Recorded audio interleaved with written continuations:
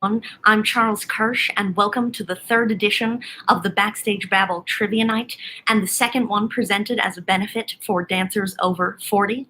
We're so glad you've joined us, and we have a very fun night of anecdotes. I'm counting on Leroy Reams for some of those, laughs, and most of all, trivia in store for you. In a few minutes, we'll hear from the organization's president, John Safakis, about why we're doing it at exactly this time of year, because there is a significance to that, and to reveal the big prize. Just to give you a little bit of an intro to the two organizations, things presenting this to you tonight, Dancers Over 40 was created as a not-for-profit organization to provide a community of support in response to the needs of mature dancers, choreographers, and related artists.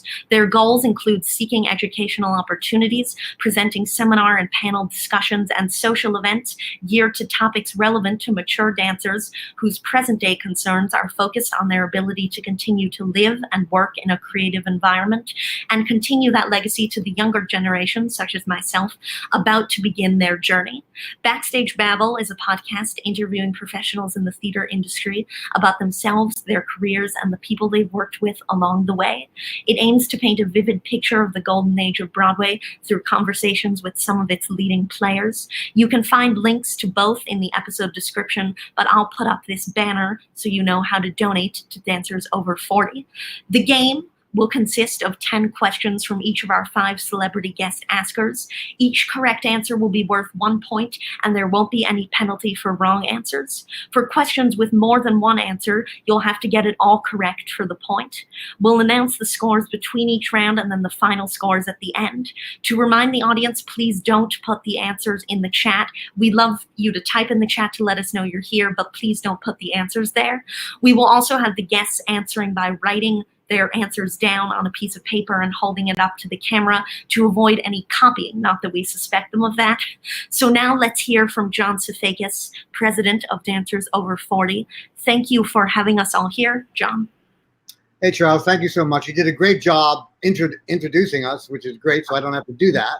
But we're here for a really important reason, because it's the summer months that we do our membership renewal and we outreach to new members as well. So it was very difficult last year, you can imagine, with the pandemic happening. And we were really, really surprised and really warmed our heart to see how many people really came out. We had more members join and renew last year than the year before, because they knew it was important. They knew it was important to stay together. And the Zoom and the StreamYard that you do really brings us together so we can see each other, we can talk to each other, or see other people while we're in our underwear. It doesn't matter, either way. It brought together, our community is not just New York, it's all over the United States. Tony Sheldon, Australia. We have Christian Holder in London, and a couple other people in London as well. So that's important. So we start our membership drive the end of July and August, where we send out our e-blast to our members and new members, and hard copy, because a lot of our members don't do the email very well. But if you go to dancersover40.org, you'll see on the menu, join, renew, or donate. And all you have to do is go there and click. A membership is $45 a year for New York, New Jersey, Connecticut, and only $35 outside of there. And you get not only our newsletter and to be on our e-blast, but you get to view on our website, which is free, on our member-only video page, where you see all of our events that we've done on Michael Kidd and Michael Bennett, and all those things are there for you to see. Once you put in your password, and you get a real membership card and a thank you letter in the mail. So that's what we do. And the prize for tonight is our newly minted, I'm gonna mess up my hair for this, Dancers Over 40 baseball cap. So it is $20 for members and $25 for non-members. And if you'd like one, just email to dancersover40@AOL.com. And we will connect with you and get your address. And you can do that through PayPal or through iSquare. A lot of ways we can do the payment there. So that's what we're doing, and we're hoping to get enough people to be able to do our Legacy Awards December 6th at Lips Restaurant, which is featuring Mercedes Ellington and Sue Samuels and Tony Vagg and Susan Segrist and Mary McCaddy as Legacy honorees this year. And we're doing an event in October to celebrate Bob Avian, one of our really beloved advisory board members who just died. And so we're hoping to work with his husband, Peter Plesky, and doing a big celebration with him in October. So I think that's all for now. And thank you, Charles, for doing this. I really appreciate it. And we have some Dancers Over 40 members and friends here, Rob and Lawrence and Tony Sheldon and Leroy is a friend of Dancers Over 40. So and hopefully you'll all be soon. So thank you again, and on with the show. Great.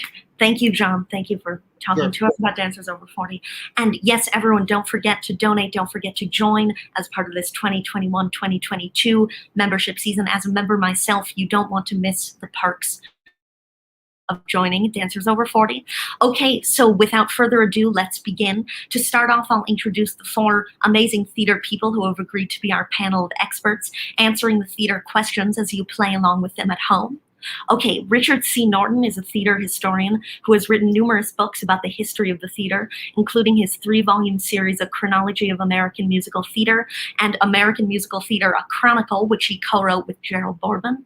He also co-produced the Broadway revivals of Our Wilderness and Long Day's Journey into Night. And on top of all this, he is one of the biggest theater collectors and a contributor to the Operetta Research Center. Richard, thank you for joining us. Thank you. Glad to be here. And next we have Rob W. Schneider. Rob is the host of 2 hit podcasts, Behind the Curtain, Broadway's Living Legends with Kevin David Thomas, which just celebrated its 500th episode, which is quite the achievement, and Gay Card Revoked with Robbie Rozelle. In addition to this, he's the programming director at 54 Below and the artistic director of the J2 Spotlight Musical Theater Company. He also directs shows at colleges and theaters all around the country, including his recent successful run of Very Good Eddie at the College Light Opera Company. It is also worth noting that Rob is our returning champion, having won the first trivia night that we did back in January. Hi, Rob. Thanks for being here. Hello, Charles. Hello, Richard. Thanks for having me. Wow. Next, we have composer Billy Recce, whose album Little Black Book just reached number 11 on the Billboard Musical Theater charts. Called the most promising young songwriter by Broadway Radio, he is also the writer of Balloon Boy the Musical, the long-running off-Broadway hit, a musical about Star Wars, and the TV shows The Birds and the BS with Jordan Roth and Rachel Unraveled for Broadway World. His popular concert series Snowflake Jamboree played 54 Below and other illustrious venues. Billy, thank you for joining us. Hi, thanks so much for having me. It's great to be here. I hear the questions are very difficult, so I'm excited. I think they will be. And last but certainly not least, Tony nominee Tony Sheldon. That nomination was for his wonderful performance in 2011's Priscilla, Queen of the Desert. But since then, he has also appeared in Amelie on Broadway, Ever After at Paper Mill Playhouse, Icon at NYMF, Peg of My Heart at the York Theatre, Charles Bush's Cleopatra at Theatre for the New City, The Bandwagon at Encores, and more. Plus, in his decades-long career as one of the foremost Australian musical theatre stars, he appeared in such musicals as The Fantastics, Into the Woods, Falsettos, Company, Merrily We Roll Along, Dames at Sea, Candide, and A Funny Thing Happened on the Way to the Forum. Thank you for joining us today. Thank you, Charles. Hello, everybody. Greetings from Australia. Hey, Tony. Yes, and we should add that it's 9 a.m. in the morning where you are in Australia. So, while I get a piece of paper to score this event, which is something I forgot to do but need to do right now, why don't you all talk amongst yourselves and maybe tell us more if there's something else you want to say about who you are and stuff like that. Tony, is it locked down in Australia or? Oh. I'm afraid it is. As of just a couple of weeks ago, we're not vaccinated out here. Everybody got a bit complacent from the government, and so when the Delta variant hit, nobody was ready for it. So we're all in lockdown, and at the moment we don't know when we're going to be able to ever visit another country. It could be years. We're feeling very isolated out here. And on that cheery note. That's cheery. Nowhere to go but up, right? Yes. We've got a great group tonight, of course, and good luck to all of you. We'll see who wins. I think it could go anyway. So to start off with the trivia, here's our first asker, Gerard Alessandrini. He is, of course, the longtime creator of the internationally popular revue Forbidden Broadway. Since 1982, he has been making people everywhere laugh with brilliant and incisive parodies of Broadway's biggest shows and stars. This has continued up until right before the quarantine, when Spamilton was touring and Forbidden Broadway: The Next Generation was playing at the York Theatre. In addition, Gerard is the author of Blah Blah Land, the revised version of Irving Berlin's Mr. President, and many TV specials, including Men, Movies, and Carol with Carol Burnett. And he'll be asking about Forbidden Broadway, and I don't think anyone's going to know more than him about this subject, but thank you for joining us. Hello, everybody. Hey, Gerard. Hi, Rob, Tony, Billy, Charles. Good to be here. Okay, so let's start off with questions. Oh, with my questions? Really? Okay. So, let's see. The first one I have to read my questions, is it's about Forbidden Broadway because you requested that I do that. And it's which famous Broadway star has been spoofed more in Forbidden Broadway than any other famous Broadway star? It's a big Broadway star, but it may not be the one you think. Okay. Do we write our answers? And Yes. And do I press private chat now, or when do I press that? Oh, you don't have to press it, but you Oh, can say whatever you want for people to hold it up. Mhm. Okay. To hold up their answers. Okay, well, I think now would be a good time to hold up your answers. So, what does everyone think? What is everyone's guess?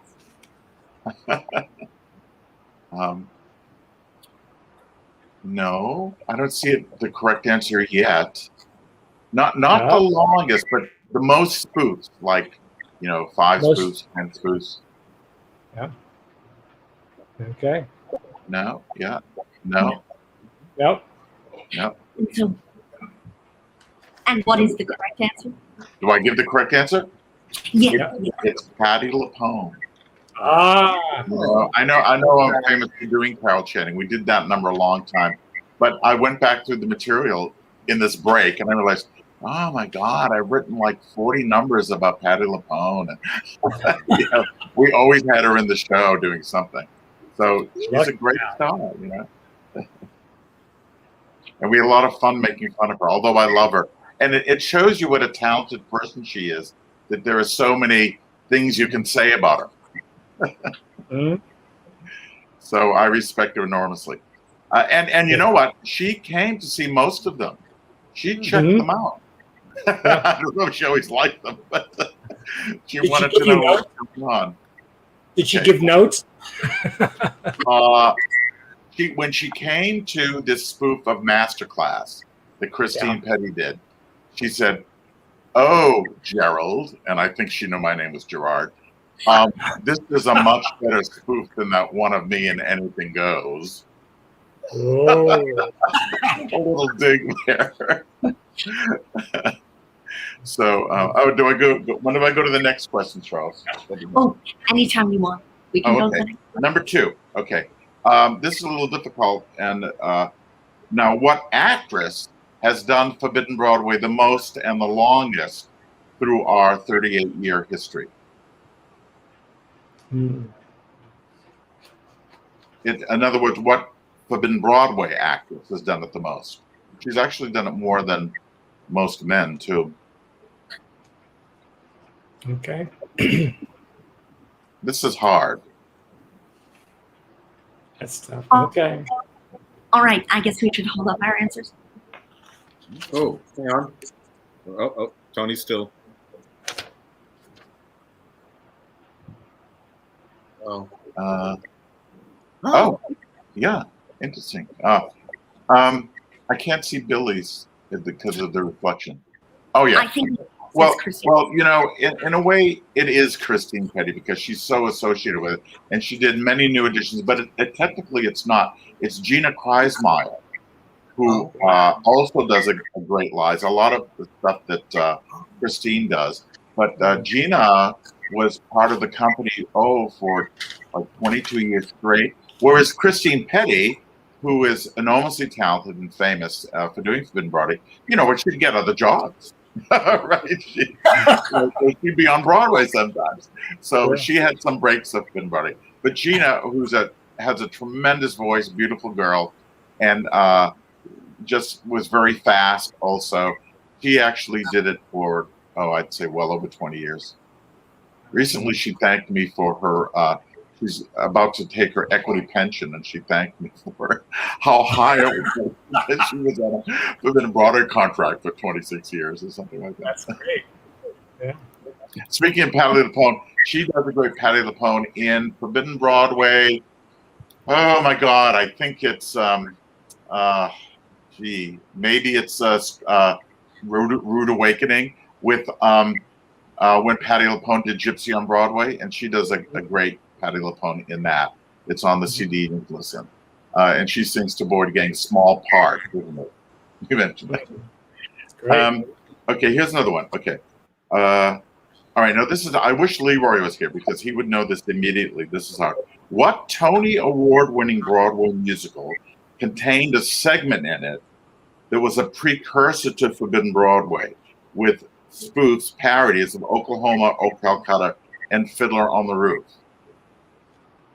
And they did it on Broadway and touring. It's not in the score because it's it's parody stuff. You can't publish that. But and I'd seen it when I was young. I'm giving you all these clues. But I must have through osmosis remembered it because I look at it now and I feel like, oh my God, I ripped them off, Okay, so it's a famous Tony Award-winning Broadway musical, won Best Musical, that had a Forbidden Broadway type segment in it. Okay, let's show our answers. There you go. Everybody got it. We got one. So I asked my good musical genius friend, Vinny Travato, who has every score in the world, does the applause score have this parody in it? And he said, no, it doesn't. So they never published it. So he's a wonderful music collector, Vincent Travato. Anyway, I'm going to go on to the next question. Let's see. Okay, what famous TV star replaced me in Forbidden Broadway? Because I was the original male lead, I guess, and then soon enough I figured out that there are people that can perform it better than me, but I have to write it. But so what famous TV personality replaced me in Forbidden Broadway? Okay. All right, let's show our answers. Yep, show answer. There you go. Everybody else really got it. Oh, I like Michael C. Hall. He would have been good. No, it's Jason Alexander. Right, he was great. He was great in Forbidden Broadway. Then he went on to do some other TV show for a while. I forget what that was. He's a great guy, major talent. It was clear that when he did the show that it was better with him than it was with me. So I stepped aside and just directed and wrote it. Okay, Charles helped me with this next question because I didn't know the answer myself. How many editions of Forbidden Broadway have there been? Not including Forbidden Christmas, Forbidden Hollywood, just Forbidden Broadway. That's tough. Are we doing Price is Right rules for this question? I'm sorry? Are we doing the Price is Right rules for this question? Oh, yeah. If you don't go over, you win. Closest to the correct number without going over. Although, actually, I will say this count does include the Forbidden Broadway with Forbidden Christmas. So it doesn't include Forbidden Christmas, so okay. But not Forbidden Hollywood or no. Okay. No. Okay. West Hamilton or anything. We're ready? All right, let's hold up our answers. Oh, Billy got it. Billy got it. Hi. Hey, retribution for my Michael C. Hall answer. I like Michael C. Hall.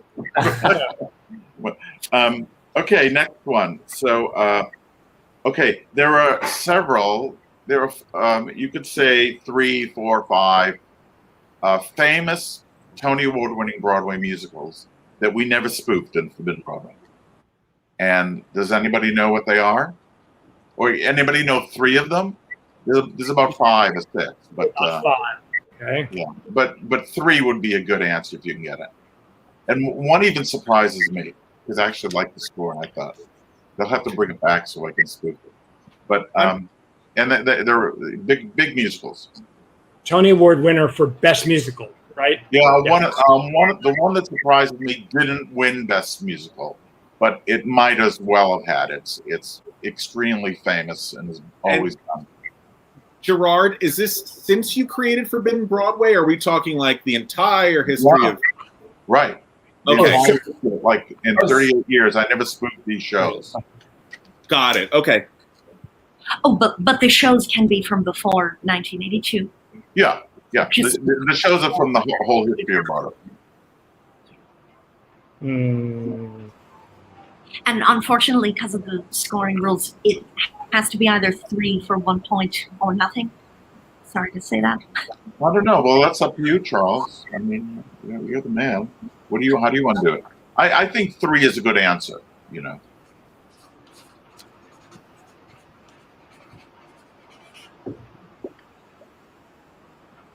Hmm.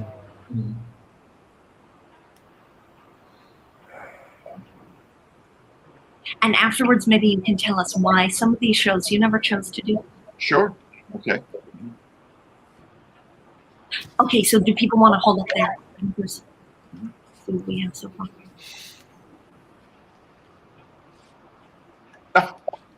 I like Rob's answer. I didn't get the end of mine. It was Oh my the God. Yeah, nobody got the ones I was thinking. It is true. I forgot about Pearly. We never spooked Pearly. Oh no, that's not true. We got love. Girl, you got love once. Wait a minute. Redhead, 2 Gentlemen of Verona. We never did 2 Gentlemen of Verona. No. Yeah. But these are even bigger. I love Kismet. No, we've done Kismet. I love Kismet. I'm always trying to get Kismet in there because I love the music. Certain chorus line, certain carousel. I mean, I did, you know, and certainly Finney's Room. Okay, they are Hair. And I don't know why I've ever done that. I love that score. I love that show. Would love to have my actors take their clothes off, but we never did Hair. It just kind of fell in the cracks. 1776. Yeah. Just kind of fell in the cracks. I wish I'd done. I may get to do these yet, right? Godspell.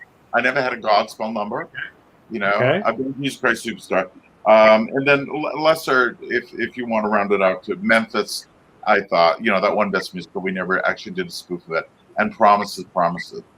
But I was even surprised when I thought, wow, I've never used Hair. But okay, so that may happen yet. But some of those answers are good. Coco, oh yeah, I've done something from Catherine Efron and Coco. And like I said, Kismet and Finney's Rainbow all the time. Carousel all the time. Soon the season will be over, but they're all good guesses. Okay, let's go on to question 7. Oh, okay. Okay. Oh, in Spamilton. This is a Spamilton. My spoof of Hamilton. Right? Yep. There's a famous Broadway composer that I spoof with Ben Franklin, by and with Ben Franklin. In other words, Ben Franklin plays this famous Broadway composer in Spamilton. Who is it?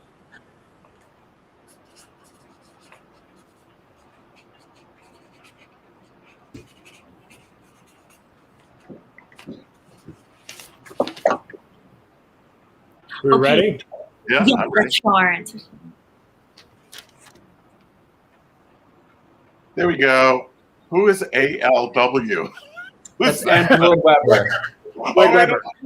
Oh, I should have done that when we did it in London. There you go. I'm not sure. It's Sondheim. Okay. And he came to see it to approve it or check me out, whatever. Okay. And Ben Franklin's not in Hamilton, but I thought, well, if he had been in Hamilton, maybe he would have been Sondheim. And he gives Lin-Manuel advice on writing rap songs, which is ironic. Okay. Oh, how many now we've done 22 editions, but we haven't recorded them all. We just recorded like 13 over, we'd wait a couple of years and record one. Oh, I just told you the answer. I just Let us answer. I need the points. Right, Rob. Okay. You'll have to let me use one of my extra ones. Oh, that's it. Okay. This is general Broadway trivia. Charles asked me to do a couple of these. This always amazed me. Okay. Who was the original composer for the score of Wonderful Town before Rosalind Russell had him fired and replaced with Leonard Bernstein? Stein. There was a composer before Leonard Bernstein. And Comden and Green were always the lyricists, I think. But who was the composer that they fired? Okay. You ready? Okay. Yeah. Yeah. There you go. Oh, I love Sondheim. I love your answer. No, it was between that or Michael C. Hall. Yeah.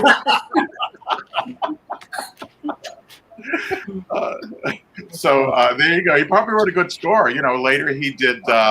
What's the one he did later? With Nick Stritch. Goldilocks. Yeah, Goldilocks. And he writes wonderful tunes. When you hear the Leroy Anderson orchestral compositions that he did for Fiedler, they sound like these would be great show tunes. But the poor guy, and that's why Bernstein had to write the score in like 3 weeks or something like that. Yeah. I wonder if Ruth Sherwood had the typewriter. Oh, right. Good idea. That's funny. One of us should revive Wonderful Town with the Leroy Anderson music and put the typewriter song in. Syncopate the clock,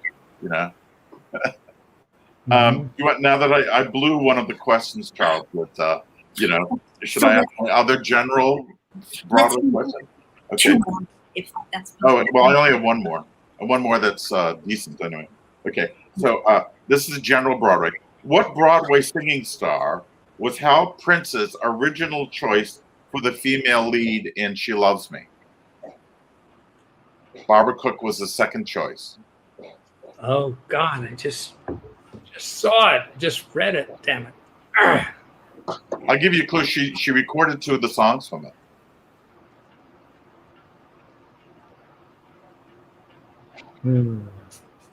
All right, let's show our answers. See if anybody knows. There you go. Yeah, Julie Andrews. Right. And then Julie Andrews was set to do the movie with Dick Van Dyke, and they had the sets designed and everything, and it was like near production, and they canceled. What a shame, huh? And I believe Hal Prince said if we'd waited a year, because apparently Julie said, I can do it if you wait for me for a year. And I believe he said if we waited for a year, we would have had a hit. Yeah, oh, that's too bad. Oh, what? I didn't know that. Okay, do I need another question? Yeah, if you could do one more, that would be. What's just the answer? Our 50. Oh, okay. All right. Here's another. My husband helped me with this. What Forbidden Broadway alumni starred in the stage version of Little Voice? Of what? What Forbidden Broadway alumni starred in the stage version of Little Voice, the show Little Voice? There's a stage version of that.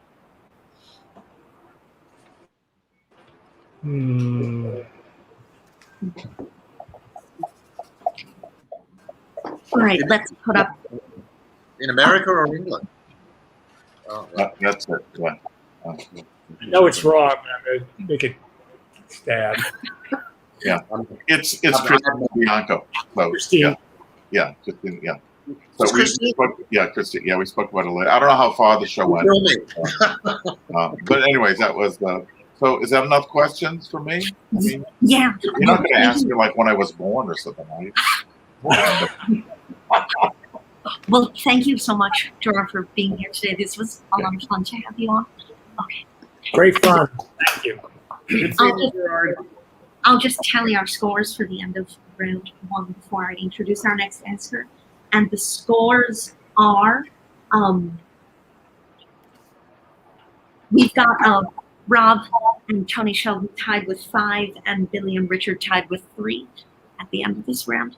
Okay, so heading into round 2, let me introduce our next guest. To add a little music to the evening, we're joined by the man with the biggest sheet music collection in the world, Michael Lavine. In addition to this, he's been vocal coach for stars like Laura Benanti, Kristen Chenoweth, Megan Hilty, and Stephanie J. Block, and was the musical director for Billion Dollar Baby at the York Theatre, Little Mermaid at the Lyric Theatre of Oklahoma, and starred opposite Peter Howard and Mimi Hines in This Funny World at the Kennedy Center. As an album producer, he has created the Lost Broadway series, as well as the hit album Hamlish Uncovered. So, Michael, let's bring you on and you can introduce your round, which is going to work a little differently. Yes, a little differently. Hello, everybody. Great to see you. I will mention that I was friends with Leroy Anderson's son, who told me that he pronounced it Leroy, not Leroy. So there's a little tidbit for you guys. And I grilled him every time I saw him. I wasn't friendly. I was friendly with him at the Sheet Music Society. And I kept grilling him about getting the score to Leroy Anderson's Wonderful Town. Oh, it's in a closet, and then he died, and so we still don't know what those songs sounded like. That was kind of cool. I'm sure I would have failed miserably if I was taking Gerard's quiz. Gerard, though, were so hard. I'm amazed you guys did so great. It's great. Anyway, so I'm going to play you 3 notes of songs. I'm going to give you a clue, and then I will play 3 notes, sometimes 4. I'll probably add to 4, make it 4 if we don't get you guys getting it. Rob's the only one who's done this before, but for the other 3, for Tony and Richard and Billy, the clue may not be enough for you to get it, even the 3 notes. So I'm encouraging you to ask questions. We can play this. Usually we play this like "What's my line?" with each of you asking questions. And if you get a yes, you can ask another question until you get a no, and moves on to the next person. Charles will just say, "And now it's Billy's turn. Now it's Tony's turn." And the questions that we usually ask are, "What decade is it? Or is it from the 60s? Is it from the 80s, etc.? Is it by a team? Is it by 2 people? Was it a movie first?" Any kinds of questions like that to try to narrow it down. So hopefully that will help you figure out what it is. But let's start and see how you do with the first question. First question. Do we write our answers down, or write just your answers down? Write your answers down. Once you know the answer, write it down, and then but as actually maybe Charles, they can shout it out if they're or raise their hand, and you can call on them. Yeah. So once Michael does the clue and the notes, if you know it, then you can raise your hand, and whoever gets it then will win. Or if not, then we'll go around for questions. Yeah, if you suddenly, 3 of you may suddenly realize it at one point when I say something, so you'll suddenly raise your hands, and then if you 3 get it right. Is it the song title, or is it the show, or you'll make that clear as to you want the song title? The name of the song. The name of the song. Okay. Song title. This song celebrates one of the most essential elements to any Broadway show. And I'm going to count into the song so you know where the first notes lie. And often, almost always, I'm going to the chorus of the song, not the verse, the most famous part of the song. So if I go 2, 3, 4, 1.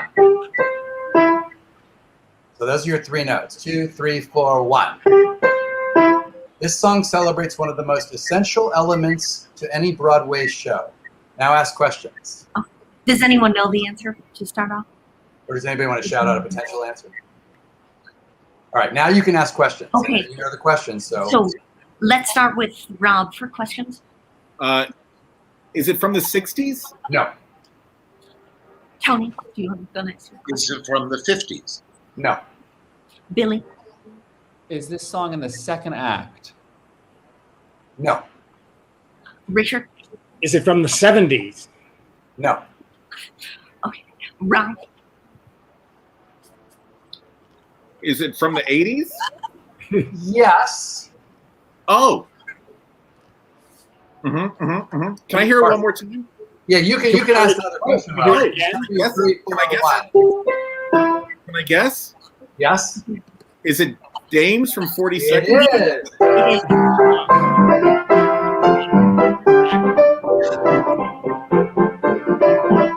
So always play the song so you hear it. Yep. So good, Rob, because it's kind of from the Yes. Sure. Kind of from, but it is 1980s here. You got it. It is not. I think 1980 would be the right answer. All right, this Act 2 opener starts with a brass solo. 1, 2, 3, 4, 1. Can I guess? Billy, Yeah. go ahead. Oh, I might sound Wait, is it Come Follow the Band? Nope. Okay. All right, Charles, you want to pick somebody All to right. ask? Oh, and by the way, before we go on, we should tell people the theme of the name of that tune, which is dance songs. So these are all going to be dance songs that are different dance numbers. Yeah. in celebration. Sorry. So let's start with Richard for questions. 1970s? Nope. Nope. Rob. Charles. Rob. Charles, pick somebody else. Oh, I'm sorry. 60s? Nope. Tony. 50s? Nope. Billy. 80s. Nope. Uh, You can ask other questions like the composer and things like that. Like who the composer was. You can guess the composers. Richard. Jerry Herman? Nope. Rob. Any question? Cy Coleman. Nope. Tony. Kander and Ed? Nope. Billy. Is it a best musical winner? I believe so. Do you want to maybe give a few more notes now?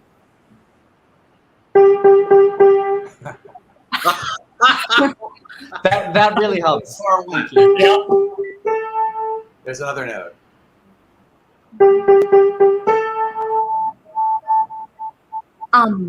Rob.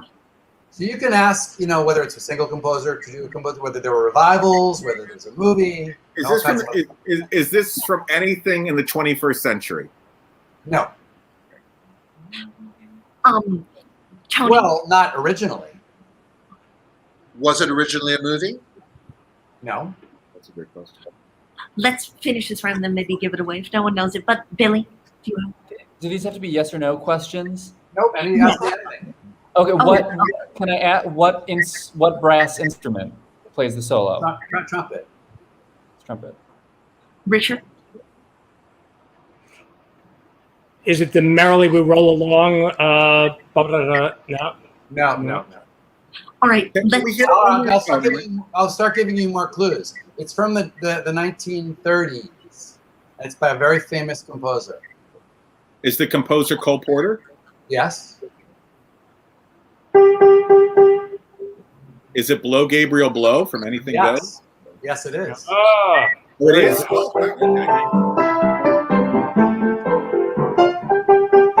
All right, got it, guys? yes. Yep.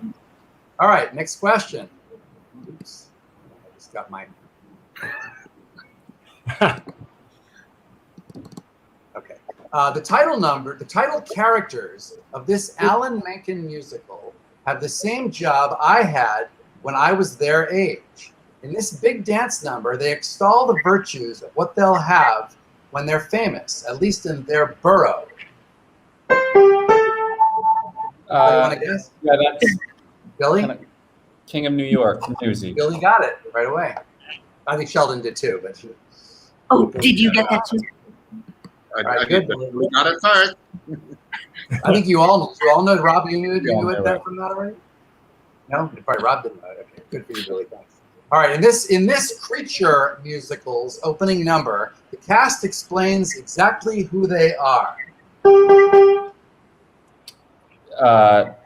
Rob. Billy or Rob? Let's. Bat Boy? What? No. Bat Boy? No. No, these are production numbers. Remember, these are Bill. production. Angelical songs, Angelical Cats. Yes, Billy got the second. Billy got it twice just from the three notes. Right. Okay. In this opening to a Gershwin show, the leading man shows his boss all he can do.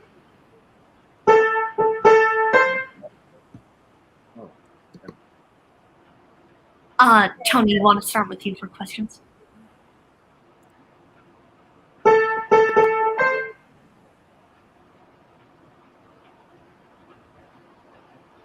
Or I've gone blank. Hello? Okay, Rob, what are you saying?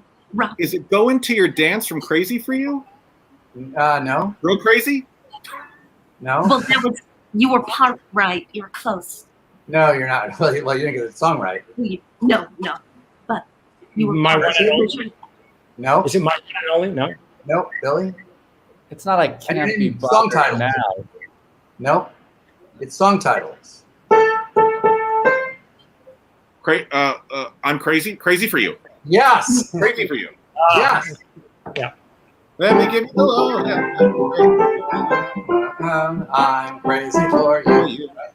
When it comes to a show. Okay, great. There you go. All right. In this Bob Fosse musical, we learn of a forgotten figure and his exploits.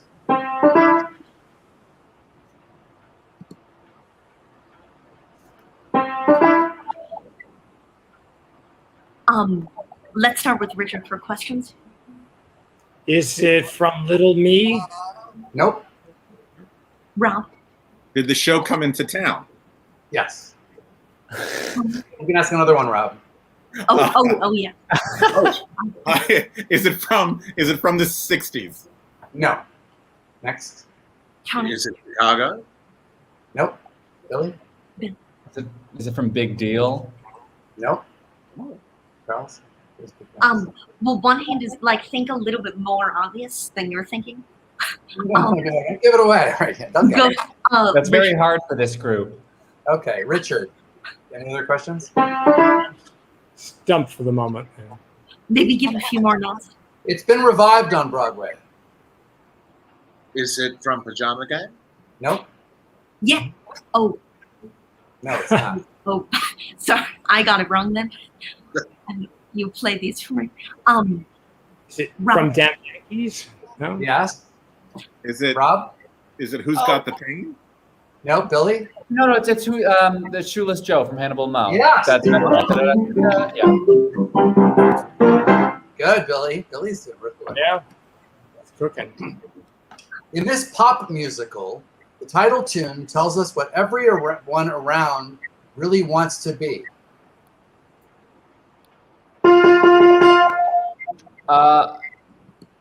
Can I answer? Yep. Yeah. I actually think it's wrong now. It's not Everybody Wants to Be Black on a Saturday Night from Memphis, No, right? No. Nope. Big production numbers, but not that it is. Rob, do you want to? I'm sorry, Michael. Can you repeat the question again? Sure. It's in this pop musical, the title tune tells us what everyone around really wants to be. Oh, I think Billy knows it, so we can go to. Billy, No, you know I it's- didn't realize it was the title tune. So Oh, sorry. Well, ask questions about when it was written or anything you want to ask. By plot music, From the 1980s? No. does it have a rock score? Rock pop, yeah. Kind of rock, more pop than rock, I think. Is it a 21st century musical? No?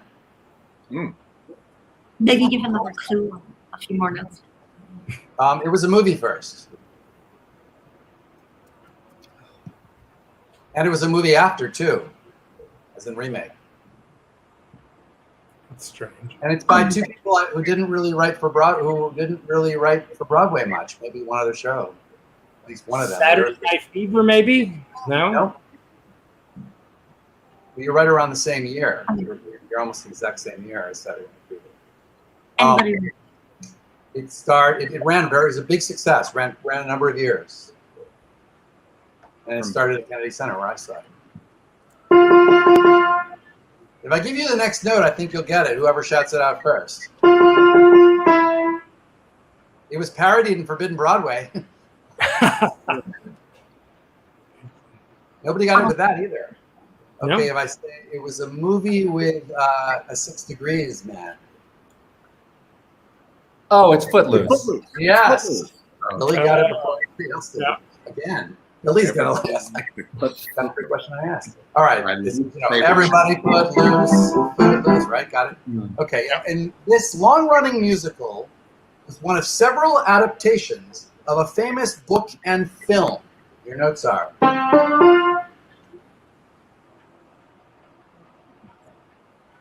Okay, do you want to go to Rob for questions? Who's first, Charles? Oh, we've started with Rob before, so how about Tony starting with questions? Is that the title song? No. Richard? A 1980s? Nope. Nope. Rob? 60s? Nope. Billy? 70s. Yes. All right. This long-running musical was one of several adaptations of a famous book and film. Richard? One of the other adaptations may still be playing soon. Not Chicago? Nope. No. That's not really an adaptation of a famous. Well, I guess a famous. No, it is. It is, yeah. I guess. If you think, what's something with another adaptation that will be playing soon? Yeah, think about it. Charles is trying to help you guys. It's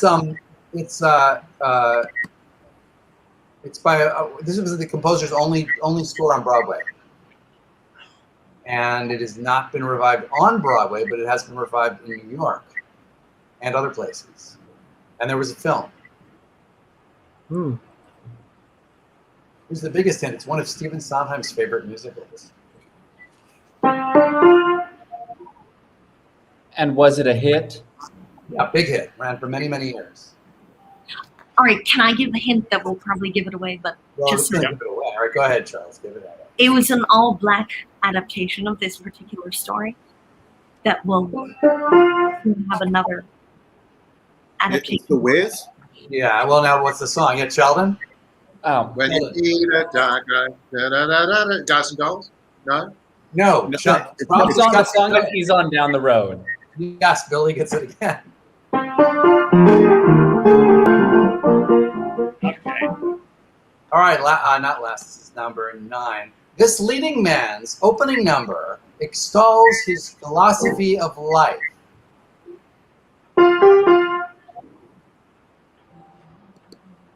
Life is Richard? what you do from Zorba? Life is what you Life is from Zorba, No, leading man. Leading Man. Well, that is his. Oh, Herschel Bernardi is a Yeah, I know, but he doesn't sing the song. This leading you're right. man opening Is it- number, is it- and it's the opening number. Is it first time from Zorba? No, it's not the opening number of the show. It's this leading man's opening number. The first time the leading man sings. Yeah. And it Okay. extols philosophy of life.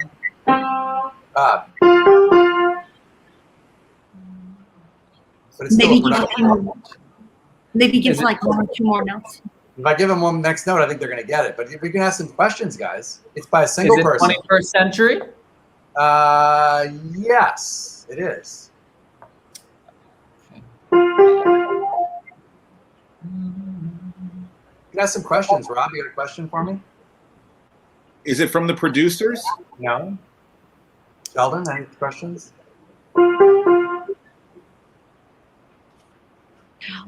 Okay, No. let's maybe give a few more Yeah. clues. You're gonna give a clue that gives it away. All right. He didn't win a Tony for it. No, he wasn't even nominated. I don't think. But it's still playing, kind of. The show is still playing, where it will be. If I give you the next note, whoever shouts it out first.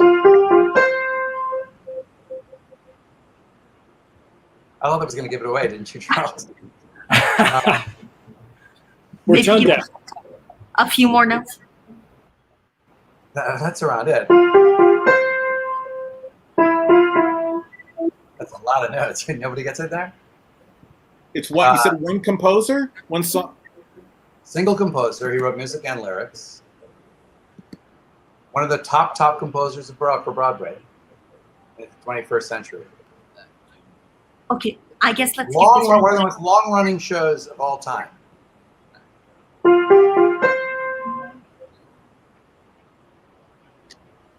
Jersey Boys? No. No, it's I'll give you a hint. It's the same story as the show before this. It's the question before this. What the hell was the show? Oh wait, no, it's Yes. Dancing Through Life. Yes.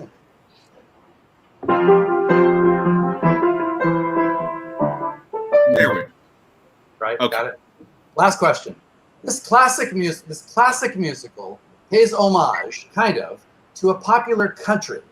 Any questions? Popular country. Your notes are. You can ask. You can ask when it was written, who wrote it. It was written by more than one. Is it the 60s? Nope. More than one person wrote the score. Is it Rogers and Hammerstein? No. Is it Comden and Green involved? Nope. It's the only time these collaborators wrote together, really, on Broadway. And it's the only time they were on Broadway. Oh, It's not from Do I Hear a Waltz, right? Nope. Nope. Big From the production. 70s? Nope. No. Maybe give one more clue. Yeah, you can ask. Just keep asking Or, questions. yeah. Is it the 40s? No. What's that, Sheldon? Is Alan J. Lerner involved? No. No. Is it from the 21st century? No. Sheldon Harnick involved? No. What's that, Richard? Sheldon Harnick involved? No. No. Is Martin Charnin involved? No. What's the country? No, you don't have to answer that. What's the name of the song, Michael? The title of the country. Thought if I could slip it in. No, okay. The name of the country. Is the country in the song title? Yes. The country is the song title. The country is the song title. Oh, Yes, Sheldon. it's in America from West Side Story. Yes, it is. Got a point, Tony. Whoa. Right. Thank you all. I really enjoyed this. Well, thank you, Michael. Thank you for this round. Thank you for playing. It's good to see you all. Yep. Thanks. Okay, Good to see you, Michael. Yep. scores at the end of this round. We have 5 for Rob, 5 for. Oh, sorry, that doesn't make. Oh no, because Rob and Billy both got 1. So 5 for Rob, 5 for Billy, and 1 for Tony Sheldon, and none for Richard Norton for this round. That was hard. It's It was. I'm exhausted. I feel like I burned calories playing that. Yes, me too. So next we have 2-time Tony nominee Brad Oscar. He's going to join us to quiz you on Broadway bombs. Okay. May not have been in many. It certainly is a subject he knows a lot about. You may have seen him on Broadway in The Producers, Something Rotten, Jekyll and Hyde, Spamalot, Nice Work If You Can Get It, The Addams Family, Aspects of Love, and Big Fish. He will also be returning to The Great White Way in December, on December 5th. Mark your calendars, as part of the new musical Mrs. Doubtfire, and I'm sure we're all excited for that. And Brad, thank you for being here. All right. Oh, I think you're muted. Hi, everybody. There. Hi, Brad. Good Brad. evening. Nice to see you all. Hello, America. All right, gents. All right. Get ready. All right, here Wow. we go. Yeah. All right, here we go. Before she became a 5-time Tony Award-winning director-choreographer, Susan Stroman appeared in the ensemble of what 1979 Broadway revival? It's actually her only Broadway stage credit before she moved to the other side. All right. Okay. Yep. Hold up, answer. Hold them up, boys. Hang on. Okay. Oh, no, you're right. We got it. No, all good. No, all good worthy answers, but alas, wrong. She was in that 1979 revival of Whoopi. From, I believe, from The Goodspeed, right? Yes. Yep. Yeah. Well done. Dan Soretta, which I saw in DC out of town at the Kennedy Center growing up, which you'll soon see may be a theme among some of these questions. But yes, ran for a couple months at the Anta on 52nd Street. Some of you may know it as the August Wilson. Number 2, what 2 Broadway musicals with scores by Charles Strauss closed opening night? Sort of the biggest, I would say, the biggest composer to have 2 one-nighters. One we sort of know, one is a little more obscure. Yes, gentlemen? 2 by Strauss. They closed on opening night. A couple of them made it for a weekend or 2, but 2 closed on opening night. All right. What do we got? Got 1. I only had 1. Okay, exact. Oh, wow, Billy, but that's the one. That's so interesting, Billy. You got the harder one. And Tony, you got one of the 2, and of course, Mr. Schneider got both correct, and Richard, you got one of the 2. So yes, it's Dance a Little Closer and a Broadway musical. We lose Brad. Yeah. Am I gone? So yes, bravo, Robert. Both, right? Okay. Yeah. Broadway musical. I did a Broadway musical at 54 Below. That's right. I remember that you did. Exactly. There's a score there somewhere. All right. Number 3. Following her triumphant debut in Follies, Alexis Smith appeared in only one other Broadway musical. What was it called? Not a success. Sort of the beginning of the end for the Mark Hellinger. All right, gentlemen, what do we got? Great. Great. Even better, Robert. Excellent, gentlemen. Platinum it is. Yep. Platinum it is. All right. What are two musicals starring Robert Preston that closed out of town? One, I believe, in the 60s and one in the 70s. Robert will correct me, maybe, but I think that's the deal. Yeah. Yep. All right. Two by Robert Preston. Ready? Yep. Ready, gentlemen? Yep. All right. Take time for the grand, take time for the grand. Wow, really good.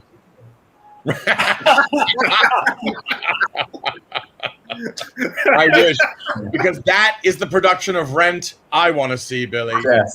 Rent too much rent. Yes, we take the town and the Prince of Grand Street. All right, gentlemen. What unsuccessful musical? Because you could replace that, you could flip-flop this to be successful. But I want the unsuccessful musical was inspired by the film Buonasera, Mrs. Campbell, starring Gina Lollobrigida. Now I feel like these are too easy. Unsuccessful musical inspired by the film Buonasera, Mrs. Campbell, starring Gina Lollobrigida. All right, gentlemen. Show me. There you go. There you go. Billy, what do we got there? No. You darling. Why not? Interesting choice. I like that you went there. No, indeed, it was Carmelina. Beautiful score by Lerner and Lane. And I remember in my education growing up and seeing this show at the Opera House at the Kennedy Center, pre-Broadway, knowing even then that Act 1 should not be an hour and a half and Act 2 should not be 20 minutes. There was something askew even there. But anyway. If you had said it's the same plot as Mamma Mia, I would have gotten it. Yes, exactly. And it is. How funny, right? How ironic. And then look what happened to Mamma Mia. God, look what happened to Mamma Mia. All right. Anyway, this is not about our person. Okay, what show that closed on opening night featured Celeste Holm in her final appearance in a Broadway musical? What show closed on opening night featured Celeste Holm in her final appearance in a Broadway musical? All right. Okay. Give you a little time. There's a lot of letters involved, gentlemen. Oh. Does anyone have answers yet? Ready? Yep. Yes. Oh. Yeah. No. Musical. Yeah. Oh, wow. No. Glory. As a side note, We're having fun. I believe here's something funny about musical chairs is that Susan Stroman was the assistant, I think, to the choreographer on that show. And I saw her recently and we talked about this. And I said, Whoopi was your only stage credit, right? She's like, technically, yes. But she appeared at the end of musical chairs. There's a reveal of some character who is talked about all night. And I know too much about this to begin with because there is a recording. And Stro made an appearance, I guess nightly, but she was there as dance captain or whatever it was. So, but yeah. And I think that's where she met Scott Ellis. And the rest is history because they then forged this, with Candor and Ebb and World Goes Round and blah, blah, blah. Okay. And I did want to add, watching tonight is one of the stars of musical chairs, Brandon Maggart, is watching us. So that's a funny coincidence there. And applause, right, as well. Yeah. How exciting. Wonderful. All right, let's see. Here we go. Robert, you already screwed this one up. The unsuccessful musical Platinum was later unsuccessfully revived in a new version off-Broadway under its original name Out of Town. What was that name? Such a convoluted history for a show like this. And there's a recording as well of this off-Broadway revisal, basically. And it wasn't any better either. God, no, I think it's actually worse because I got bootlegs of Platinum, believe me. Very good, gentlemen. Yes. Yes, Tammy Grimes in Sunset, yes, mate, yes. Yeah. Ooh, what was going on there? That's just, again, but thank God it happened. Well, this is going to be like cake for you boys. You probably dream about that. What favorite Broadway disaster is about the possible discovery of the Shroud of Turin? Oh, Come on, boys. question is, could you see it? Oh, and remember, and their big thing was they were going to, they were taking Broadway into the 21st century, I guess, at the time in 1986, with lasers and all this tacky sort of, even then looked tacky. Did not look like it was advancing us into the 21st century, much less the fact what they were actually saying and doing. So anyway, everybody, let's hold up our cards and show everyone into the light. I tried to draw the poster. Do I get a point for trying to draw? I mean, the show actually had a mime. You're in trouble when one of the main characters is actually unapologetically a mime. All right, here we go. This is really tricky. This one I think is tricky, but I respect you boys. What actress played featured roles in unsuccessful musicals by, in sequence, Larry Grossman, Jerry Herman, Lerner and Lane, and Richard Rodgers, before finally landing in a hit by Candor and Ebb? And I'll give you this is the late 70s to early 80s. What actress played featured roles in unsuccessful musicals by Larry Grossman, Jerry Herman, Lerner and Lane, and Richard Rodgers? I mean, look at that. It's amazing. Before finally landing in a hit by Candor and Ebb. Sort of tricky. Not a household name. I don't believe she was ever Tony nominated. Anyway. All right. Let's show our answers. It's tricky. Wait, we're not ready. Oh. Yes. Anyone? Wait, can you read the order again, Brad? I'm sorry. Yeah, I'll even give you the shows if that would help, maybe. The order is Larry Grossman, Jerry Herman. This is 75. Larry Grossman, Jerry Herman, I think it's 78. Lerner and Lane, 79. Richard Rodgers, 79 also. Before landing in a hit by Candor and Ebb, 81, I think. Sam Craig, wherever you are. Anyone? Wow. I've been out of myself. No, but yes, it's a great guess. It's a great guess. Who is that? It's not Laura McCall. No. Laura McCall. Well, exactly. Well, that was. I jumped in a goose and I got lost. Okay. It's pretty obscure. Her name was Grace Keegi.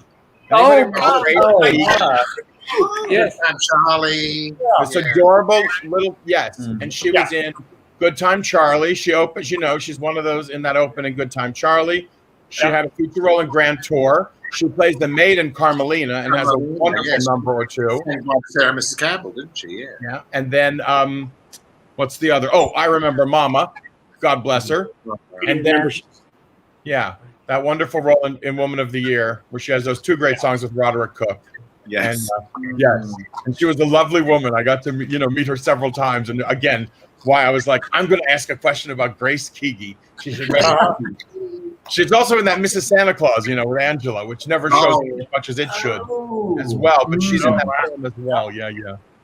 All right, you guys, to finish it off, what ill-fated musical that was due to play the Marquee Theater caused the premature closing of Me and My Girl and closed out of town in Washington, D.C. and never came to the damn theater to begin with? So what ill-fated musical that was due to play the Marquee, so much so that it caused the premature closing of Me and My Girl, which would not have closed had this show not been booked in there. Show never opened. Anyone? Shall we? And our guesses are? Exactly. Yes. That's it. Yep, that's it. Yes. That's it. Good old Annie too. Yeah, the plastics were up and everything. Yeah. And Me and My Girl had to close. Terrible. Yes. Gentlemen. Thank you. I got to feel far defter than my own. Beautiful. Well done, gentlemen. Well done. Thank you, Brent, for this whole round. Bye. And an interesting fact from DO4 member Eileen Casey in the comments, who says that she did a commercial with Grace Key from McDonald's with Leroy Reams too, so he can tell us about that when he comes on. So scores at the end of this round. I think this was probably the most successful round for everyone. 1, 2, 3, 4, 5, 6, 7 for Rob. 1, 2, 3, 4. 4 for Billy. 1, 2, 3, 4, 5, 6 for Tony. And 1, 2, 3, 4, 5, 6. Also 6 for Richard. Right. Okay, so that was our third round, and now moving on to our fourth, which is going to be about dance shows with the amazing Lawrence Leritz. As Dancers Over 40 board member and someone who has lived his professional life mainly as a dancer, choreographer, actor, and singer, he knows more about this than anyone. Among the companies in which he danced are Israel's Door Dance Company, the Hamburg Ballet, Chicago Ballet, and the Paris Opera, and with choreographers such as George Balanchine, Alvin Ailey, and Robert Joffrey. On Broadway, he appeared in Fontaine and Nureyev on Broadway and the revival of Fiddler on the Roof. Lawrence, we're so grateful that you're here. Hey, how are you? Good. Everybody. Yeah. Are your brains fried yet? I like the poster behind you, Lawrence. Very nice poster there. Oh, yeah, that's from my show that I produced and choreographed. Good. Reams. Apparently, I'm the ham and the sandwich between Brad Oscar and Leroy Reams. That's a lot of ham. So I don't think my questions are too difficult, so maybe I can unfry your brains a bit. Number 1, what musical had 3 leading actors share the Tony Award? Oh, okay. Okay. Do you want to show? Yep. To show there. Yes, yes, yes, yes. All right. Winners all. Which Tony Award winning dance musical used canned music?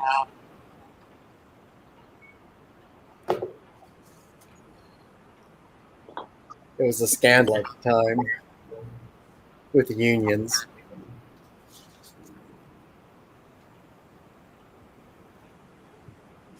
Okay.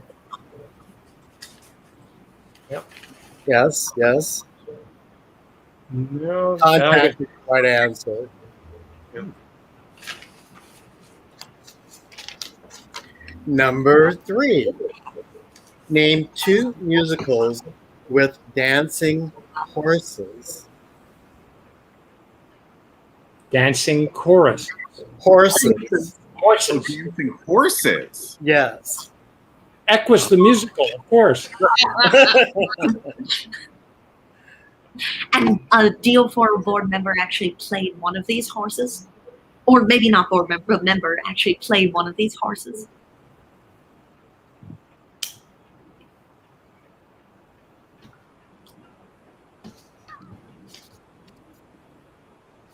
Oh, stuck.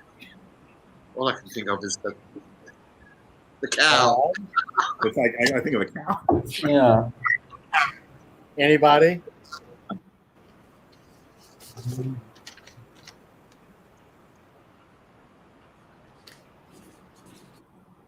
Oh. Tony, I think.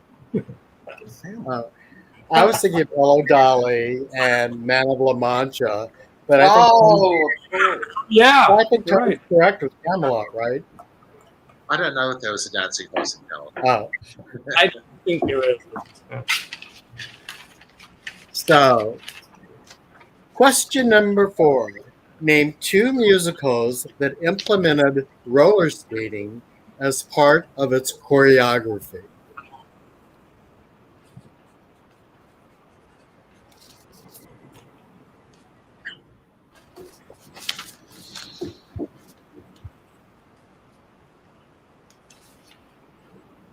Okay. Answers? Yep. And Starlight's good, yeah. Yes, I didn't see Sherry. They did a famous number where they were all on roller skates, and it was so deafeningly loud that they had to cut the roller skate number. It was in Boston. So everybody wins. Well, mine's a bit of a cheat. No. No. Okay. Question number 5. Name the All My Children leading actor who was also a dance star in the original Brigadoon.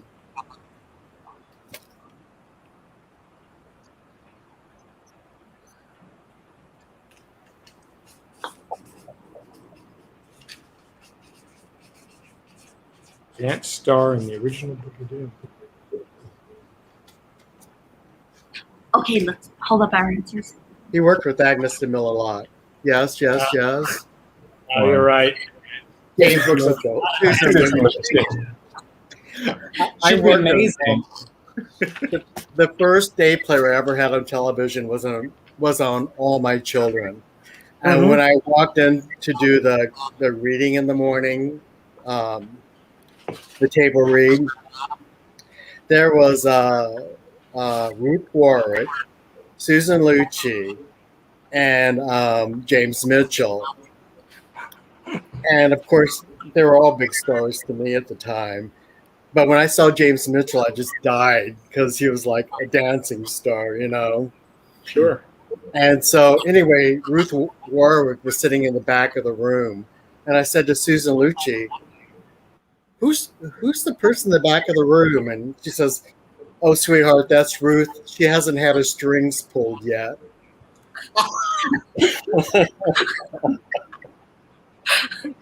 But those people were all lovely. I loved going. I worked there on and off for like 7-8 years, and on different roles. They would cast me, and they were lovely people. I loved all of them, including James. Number 6. Name the director choreographer who has won 10 Tony Awards. Rob, you have to know this one. Oh no! Oh no! Oh no! He's also an actor.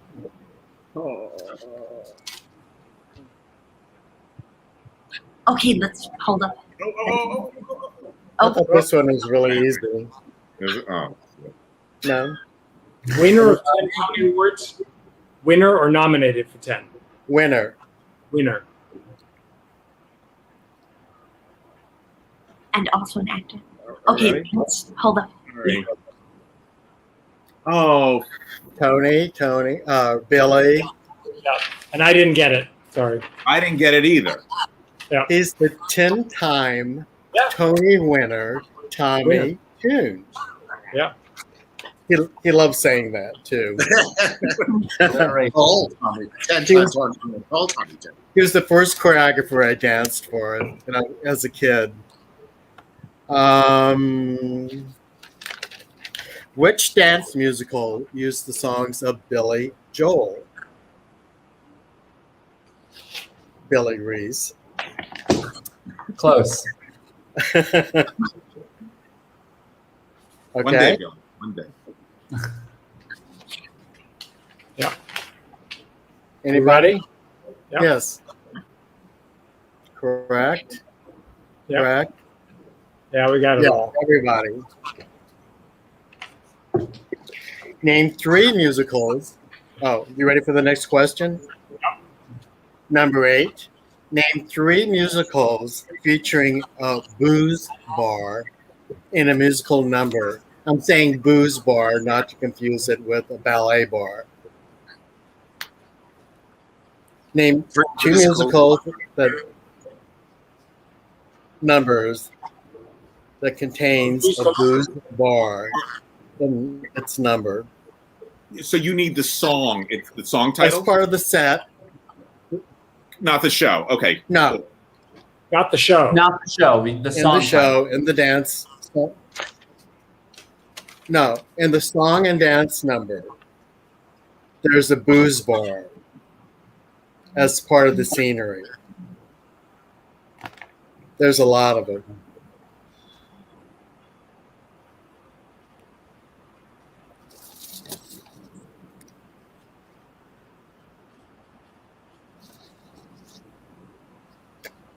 Maybe hold up now. Okay. Their answers. Oh, Rob seems to have just gone. Not sure what happened there, but I guess Anybody? everyone else can hold those up until Rob gets back. Oh, man. Here's Rob. I'm sorry, I lost an internet connection. Do we give our answers? No. Okay. But we can now. I'm sorry. Thank you. I can only think of one. Okay. I have one. Oh, yeah. Promises, promises, yes. Yeah, promises. Such a sociable sort and walking happy, and Bonnie Franklin's number and applause. It's in a restaurant, but it's a bar. And I was thinking of also Molly Brown, Belly Up to the Bar Boys, Sure. Yep. Grand Hotel. Oh, No, it's Not on your Nelly with yes, Patricia Rutledge. Yes. And Charles guessed and was correct. Fiddler on the Roof. To Life, Lacan. Ah, Oh wow. No. I don't think of it as a bar, but you're right. Yeah. It is. Yeah. It's an old time bar. Number 9. Name 2 musicals based on Duke Ellington's music. Or that used Duke Ellington's music.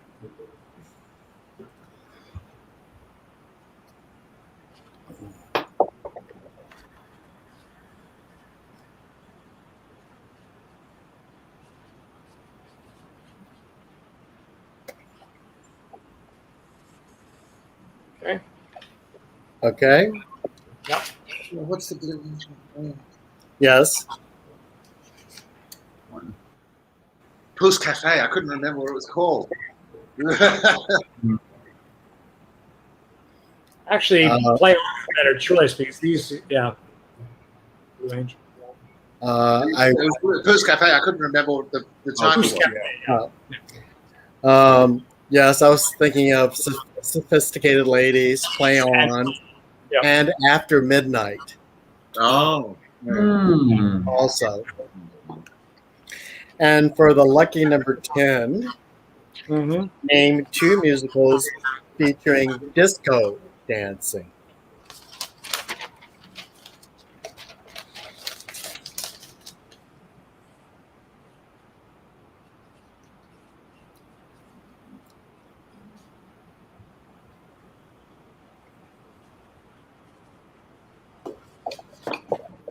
Okay. Do people want to hold theirs up?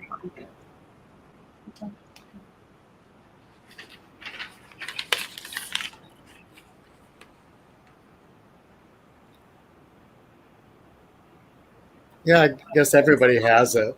I was thinking of Gospel Disco, Saturday Night Fever. Yeah. And for Billy. Hey. Oh yes, twins. Right. Can you see what it Wow. says? Saturday Night Fever. I have that one somewhere, but I went and grabbed it out of my cabinet when I saw you had your glass. yes, we'll have to go with. I have my favorite disco musical, A Doll's House.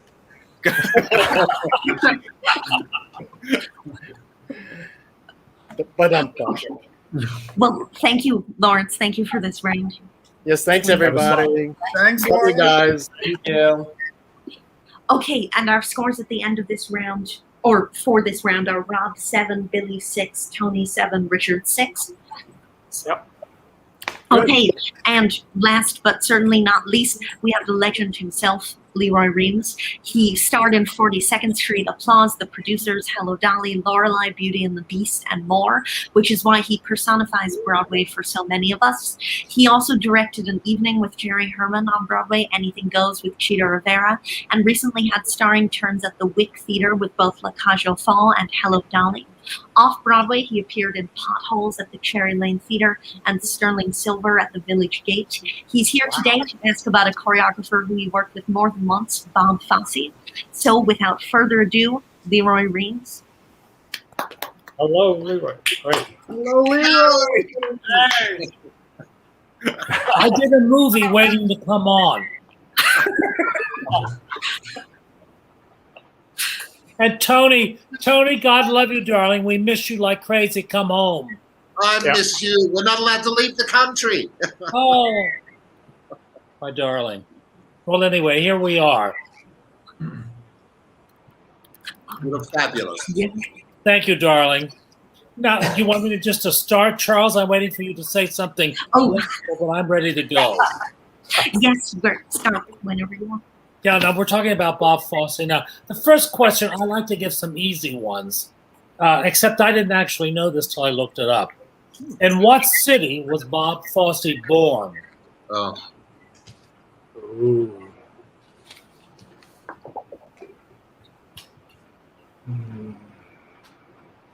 His accent would never prove it.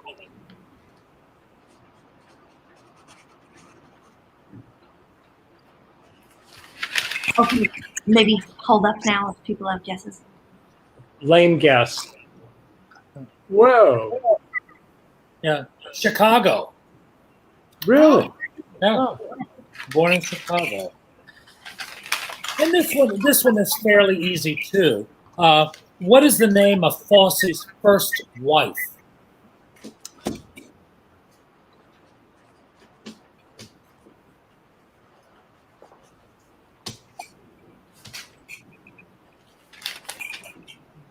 Okay, let's hold these up. Yes.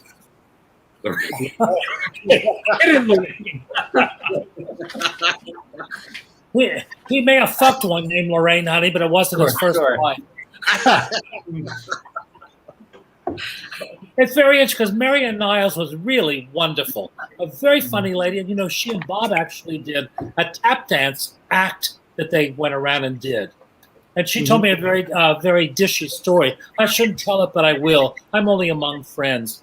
When she divorced him, honey, she packed her bags and didn't know how to do it, so she crawled out of the bedroom window. That's how she divorced him. Yeah. She said she packed her bag because she didn't want to confront, have a whole big scene, so she packed her bag and crawled out the bedroom window, and that was the end of it. Yeah. She was a very funny lady. And actually, she assisted Donald Sadler on No No Nanette, which was quite fun. Anyway, number 3, how many Tony Awards has Fosse won? The total amount of Tony Awards.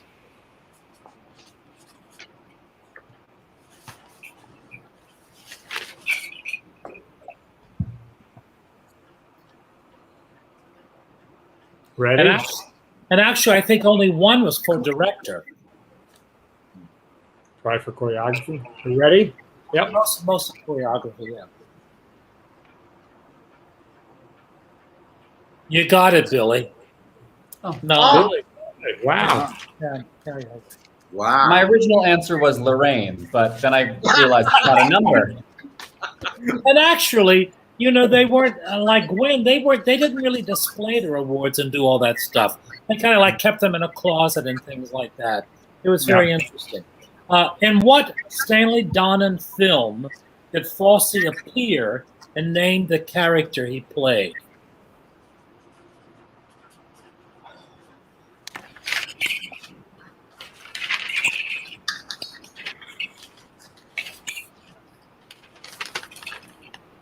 Ready? Yep. Yeah. Okay. Right. Now, you got it, Tony, and Richard, you only got one. You didn't name the character. Oh. Did you know it? He's the snake, isn't he? Yeah. So I sorry, I didn't understand that was the question. So, Yeah. okay. All right. This is a little more difficult. Name the person Fosse's film Star 80 was about.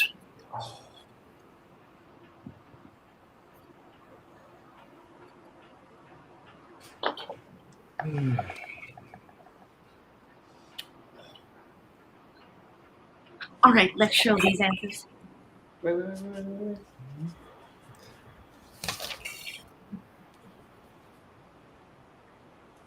Yeah. I'm really way off. Yeah. Schneider. All right. Now, name the 2 film musicals in which Fosse appeared with Tommy Roll. He did 2 films that also had Tommy Roll in them.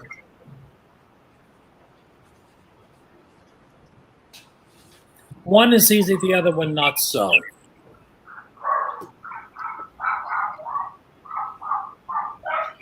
Oh.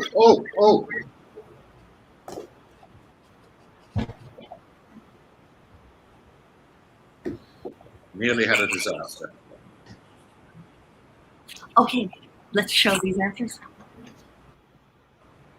Yes. Yes.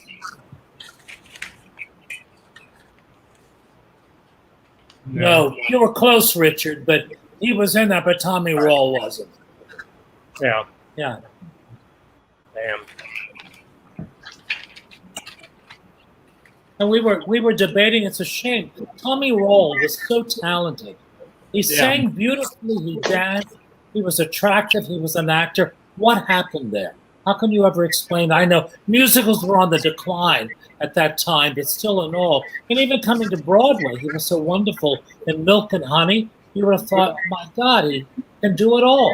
But anyway, that's show business. All right. This should be an easy one.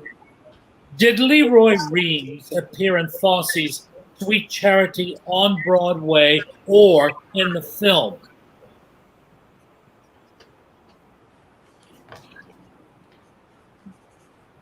And it'll be embarrassing if you get this wrong. Fosse's.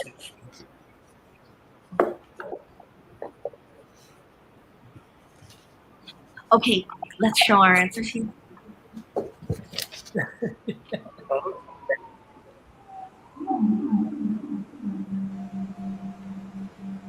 Both. That's the answer, both. Oh. Yeah. Sorry, Leroy. It was a little tricky, but we didn't want to make it twos. As a matter of fact, I almost didn't get into the original Broadway show, and I'll tell you a story about that. It's a rather long story, but what the hell? Anyone who's awake now can't sleep anyway. When I went to the audition, I wore ballet tights because in those days you couldn't buy dance pants, and I came from Covington, Kentucky. What the hell? So I wore ballet tights because I was a ballet major at the CCM, but I went to one of those dancing schools that taught everything. But Fosse wasn't paying attention to me because I was in ballet tights, because he thought I was a ballet dancer. But Gwen kept looking at me, so I knew I had her. And he kept dismissing me, and then we sang. And once I sang, of course, I was a singer also. So I saw Cy Coleman jump up, and he ran over to Fosse. I thought, well, that was a good sign. But Fosse still wasn't sold on me. And we got to the very end of the audition, and he had me read for a small part in the show called Young Spanish Man. And the other dancer reading with me was Miguel Hadro, who was Puerto Rican. So I think he thought he was going to get rid of me by that. But, darling, I had Spanish 101 at the University of Cincinnati. Señorita, señorita, she's drowning in the lake. Got it. You got it. So anyway, there you go. A little side story. But didn't you give you a notice almost immediately after the show opened? Do what, darling? Didn't you give the notice and leave almost immediately? I handed him my notice on opening night of Sweet Charity. We had reopened the Palace Theater. And Julia Prowse had asked me to go back and do her nightclub act, which was my first audition, first job in New York. And the salary on Broadway back then, if you can believe this, was $125 a week. And Julia Prowse paid me $350 a week plus $400 when we were in Las Vegas. So I didn't ever think twice, I'd open the show and make the money. And Fosse came in and really accosted me very angrily and said, I want to give me a reason why you did this. And I said, Julia Prowse pays me 3 times what you do. And he said, I can't argue with that. I said, neither can I. And thank God he didn't hold it against me. But he did ask me to do the film, and then I danced with Glenn on, a couple of things. really the happiest times of my life. And that number with Buddy Vest that we did on the Bob Hope special was really just the four of us in a room for a week. I thought I had died and gone to heaven. It was just one of the most thrilling things of my life. I love them both dearly. Anyway, all right.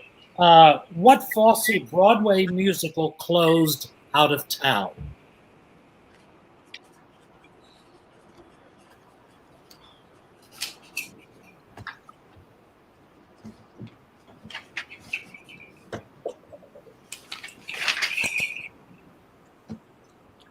Okay, let's show our answers for this one. Yeah. Yeah, everybody's got it. Billy, you're just too young, darling. You're just too young. I know. In show business, that's a compliment. They keep telling you all the time, oh, we loved you, but you're just a little too young. And then there came that day when you walked in and they say, we loved you, but you're just a little too old. One day you were absolutely right, but that's show business. Okay, this is fairly easy, but who played Charity in Sweet Charity the night Fosse died? Name the city and the theater. So it's a three-part question. But unfortunately, you'll have to get all three parts to get the point. The city, The The theater Star. and the star. Yeah. Who played Charity the night he died.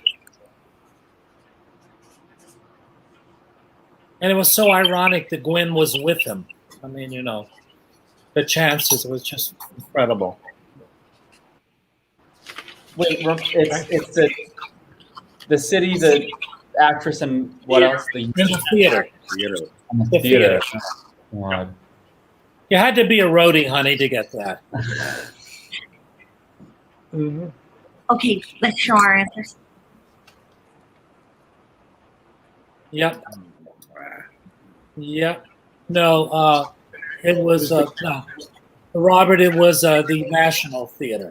What's the National? All right. Yeah. I was gonna put darn it.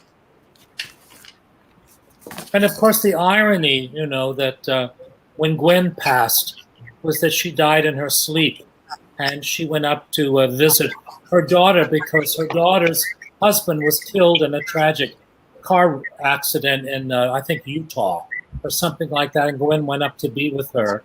And one of the grandsons came down that morning and said, "Mommy, Grandma's sleeping with her eyes open." But what a way to go. That's the way that Anne Reinking went. And that's the way that I'm hoping I go too.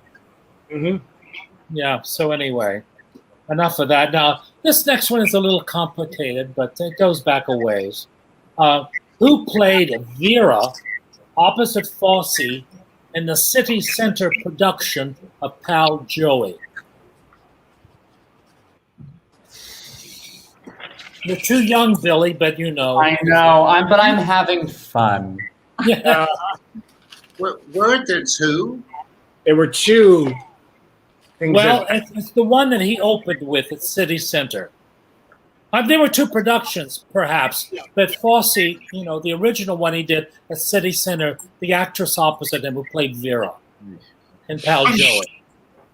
And if you go back to the episode of my podcast with Rita Gardner, she talks about how I believe it was this woman who had trouble singing, and that was part of why I wasn't successful, I think she says. Oh. Okay. Ready? Yes. Okay, let's show our. You got it, Richard. All right. You got it, Tony. Vivica Linford, yes. Okay, so I'll tally up now all the scores, and while I do that, Leroy, you can tell stories about Bob Fosse or Grace Key or whatever was mentioned.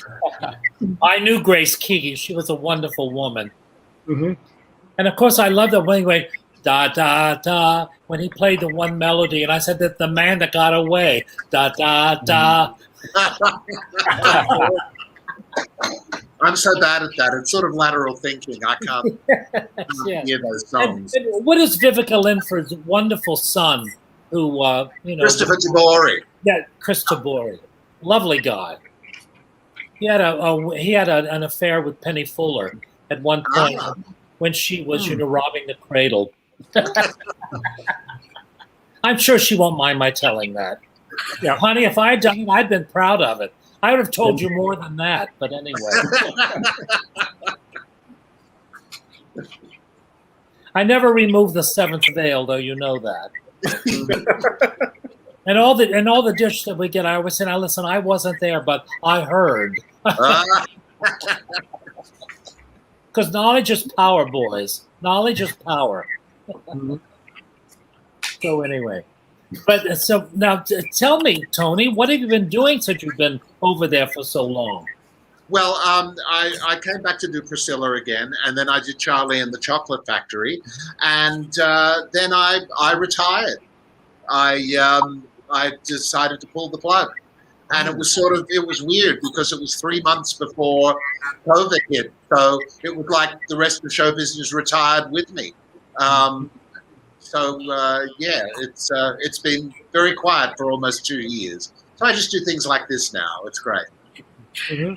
Well, what has been interesting being away, for the time that we have, is that I went back and did an evening remembering Jerry Herman at Feinstein's 54 Below. And by the way, we sold out both shows, and they're going to do a third on August 23rd. So I'll push that for people who didn't get to see it. And it was so wonderful being back in front of an audience again. But the rust, all the logs jammed in my head. I had so many stories to tell. I had a difficult time my first performance getting all of the stories in order.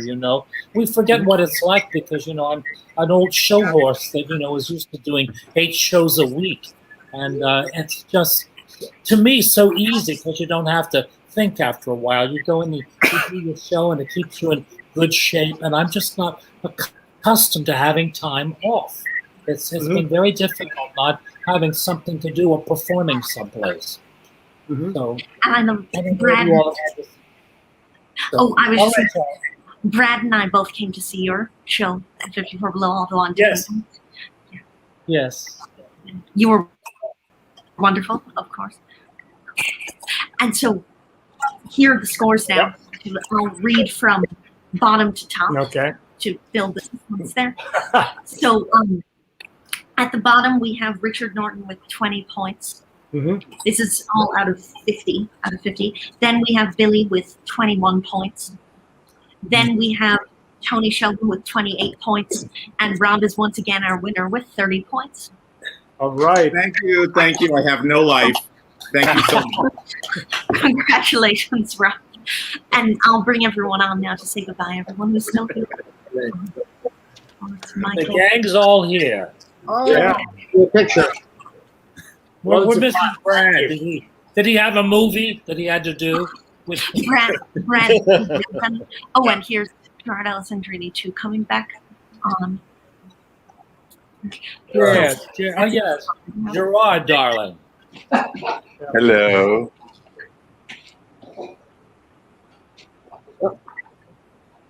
There you go, Gerard. Good. Hi, everybody. Great. Thanks for having us, Charles. Yeah. Thank you. Thank you all. That was very fun. I loved everybody's questions. And Rob, I'm impressed with the dancers. Oh, John, thank you. Yeah. And I'm still working on the book, Rob. So we're going to get together. I'm back in town the 1st, and then we'll get to work. Yes.